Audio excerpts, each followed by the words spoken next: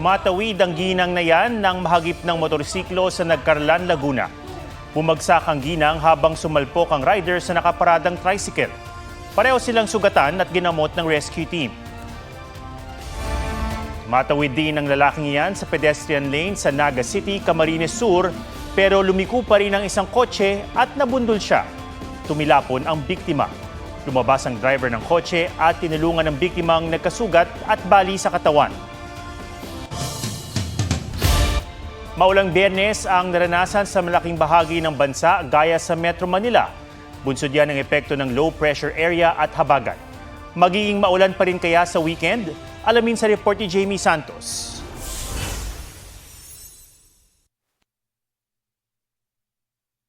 Ng hapon, halos wala nang maaninag sa EDSA Balintawak. Bumaha naman sa ilang kalsada. Sa MacArthur Highway, Valenzuela, ilang rider ang napilitang lumusong.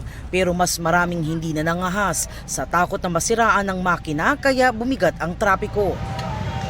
Nagpabagal din sa trapiko ang baha sa EDSA Shaw Underpass.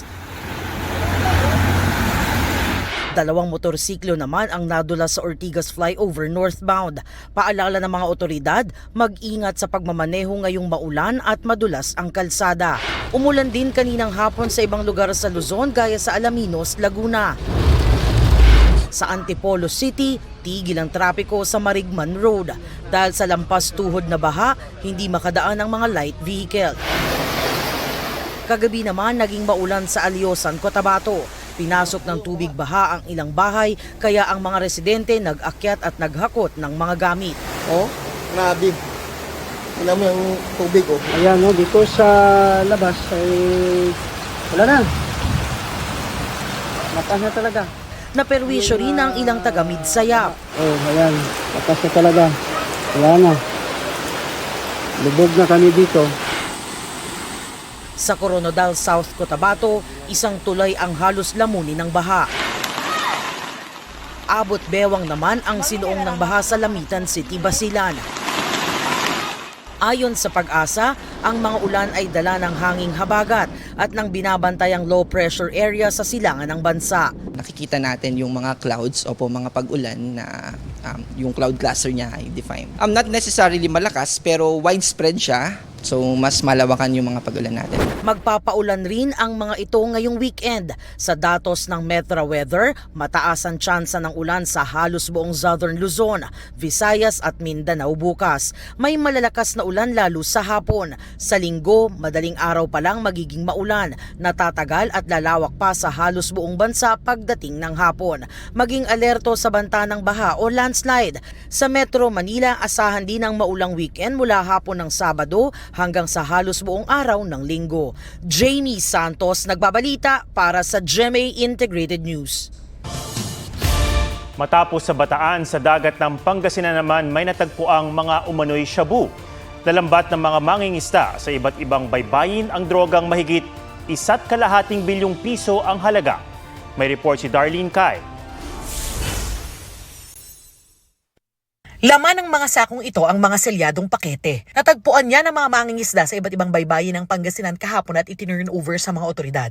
Ayon sa Coast Guard, unang nag-report sa kanila ang mangingisda sa Barangay Balingasay na nakakita ng 2 sakong palutang-lutang sa dagat na sakop ng bayan ng Agno.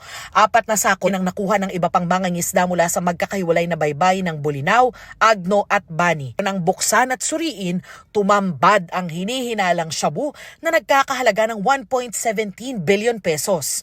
Ayon sa PCG, hawak na ng PIDEA ang mga nasabat na droga pero patuloy ang investigasyon lalo't noong nakaraang linggo lang.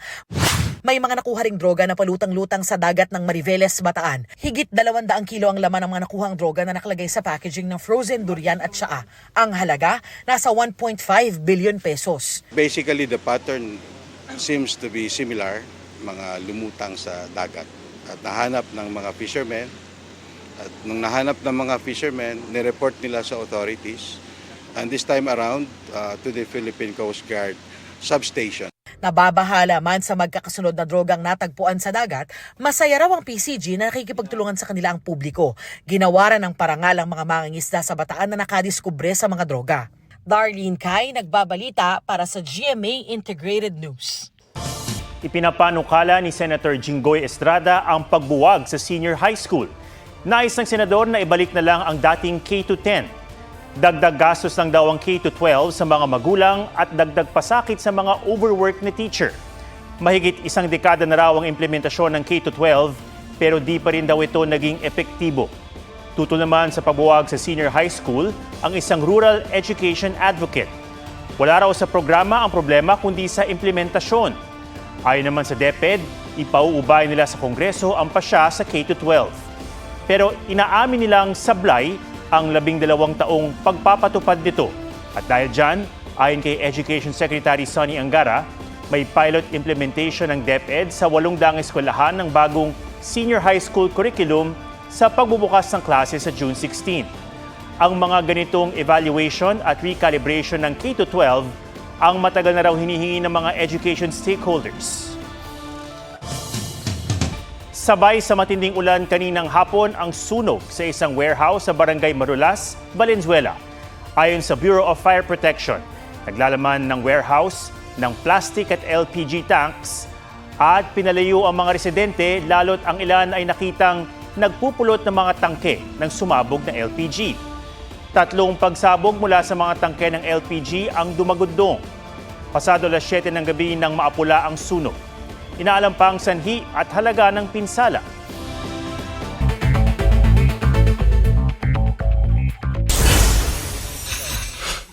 Reciprocal Access Agreement sa pagitan ng Japan at Pilipinas aprobado na ng Diet o Parliament ng Japan ayon sa ating embahada. Sa ilalim nito, papayagan ang pagpapadala ng mga sundalong Hapon sa Pilipinas at mga sundalong Pilipino sa Japan para sa joint military drills. Naunang inaprobahan ng ating Senado noong Disyembre ang kasunduan na katulad ng VFA o Visiting Forces Agreement ng Pilipinas at Amerika. 40 district office ng LTO pinagpapaliwanag sa umano'y technical carnapping. Ayon kay LTO Chief Assistant Secretary Vigor Mendoza, sangkot ang mga ito sa illegal na paglilipat o transfer of ownership ng mga sasakyan na kumpiska sa mga police operation. Pagtatayo ng tulay sa Boracay, nagagastusan ng 7.9 billion pesos tinututulan. Pag-uugnayin ng tulay ang Boracay sa mainland Malay sa Aklan. Pero ayon sa Katiklan Boracay Transport Multipurpose Cooperative, posible silang mawala ng hanap buhay dahil dito. Ayon naman sa Department of Tourism Region 6, wala pang pinal na desisyon sa proyekto. Magsasagawa rin sila ng public consultation. Joseph Morong, nagbabalita para sa GMA Integrated News.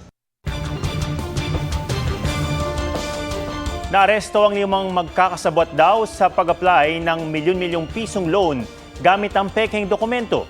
Nasagip naman ang isang babaeng Vietnamese na umano'y dinukot at ginahasa ng mga Chino.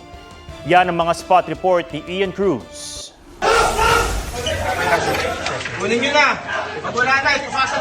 Umiiyak ang 33 anyos na babaeng Vietnamese na yan nang sagipin ng SWAT team sa barangay San Lorenzo, Makati City.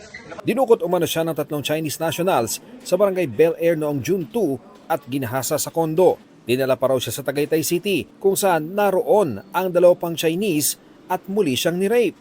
Nang makabalik kahapon sa kondo, kinontak daw ng 3 suspect ang asawa ng biktima at nanghingi raw ng ransom na 500 million na Vietnamese dong o 1 million pesos.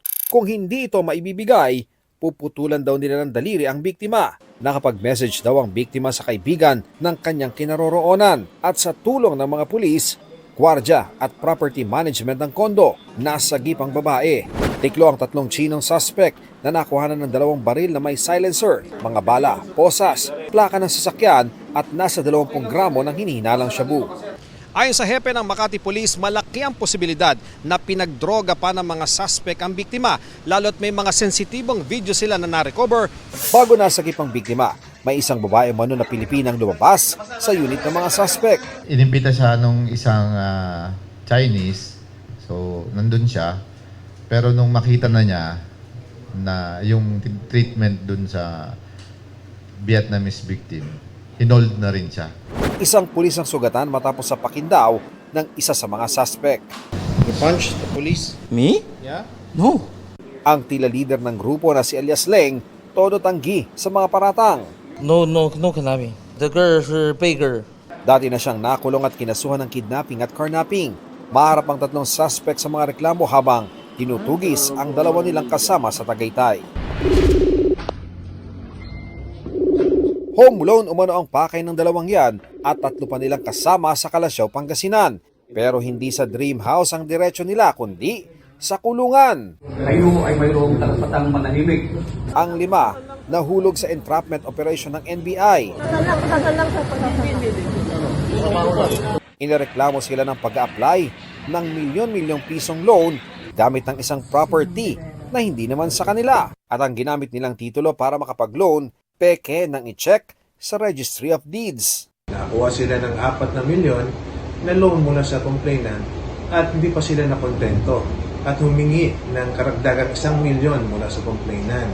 Sinusubukan pa naming makuha ang panig ng mga suspect na inireklamo ng estafa through falsification of public documents.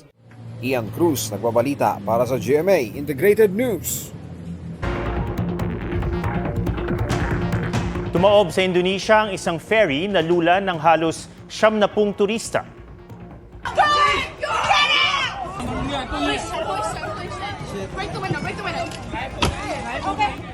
Nagbasag ng bintana at tumalon sa tubig ang ilan sa mga pasahero at crew na nagkumahog lalo't ang ferry unti-unting lumulubog. Ligtas ang 89 na turista at 5 crew bago tuluyang lumubog ang ferry. Kabilang sa mga sumaklolo ang ilang lokal gamit ang kanilang maliliit na bangka. Batay sa investigasyon, maglalayag pa lang ang ferry na nasa pantalan noon nang bigla itong hampasin ng mga alon hanggang mawalan ito ng balanse at tumaob.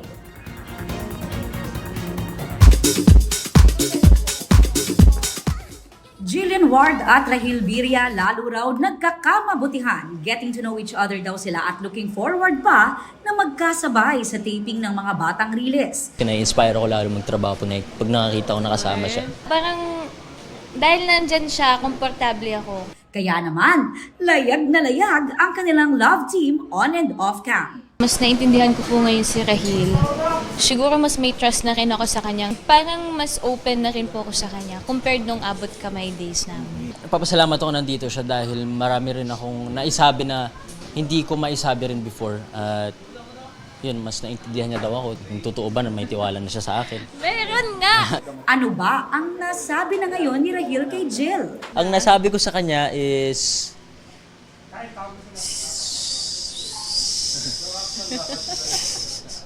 Bahala ka dyan.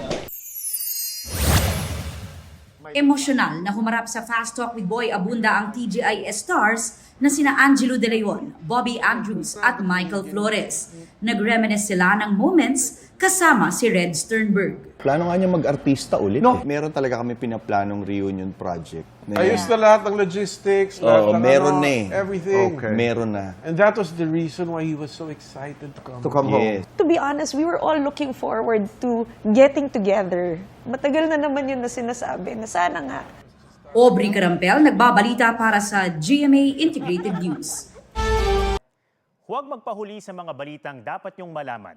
Mag-subscribe na sa GMA Integrated News sa YouTube.